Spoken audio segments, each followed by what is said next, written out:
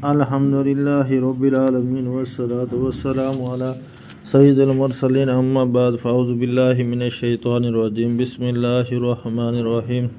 حضرت ابن مسعود سے روایت ہے کہ بیت اللہ کے پاس 3 آدمی جمع ہوئے، 2 قریشی اور 1 ثقافی، یا 2 ثقافی اور 1 قریشی۔ ان کے دلوں میں سمجھ بوجھ کم تھی، ان کے پیٹوں میں چربی زیادہ تھی۔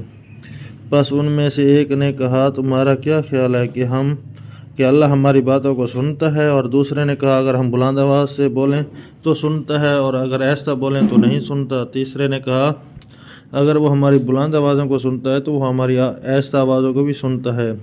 تو اللہ رب العزت نے آیت نازل فرمائی۔ ترجمہ: تم اپنے گناہ اس لیے نہیں چھپاتے تھے کہ تمہارے کان اور آنکھیں اور کھالیں تمہارے خلاف گواہی دیں گی، بلکہ تم یہ گمان کرتے تھے کہ اللہ تعالیٰ تمہارے اعمال کو نہیں جانتا جو تم کرتے ہو۔ ایک اور روایت میں ہے کہ حضرت زید بن ثابت سے روایت ہے کہ نبی اکرم صلی اللہ علیہ وسلم غزوہ کے لیے نکلے، پس آپ صلی اللہ علیہ وسلم کے ساتھ جانے والوں میں سے کچھ لوگ واپس آ گئے۔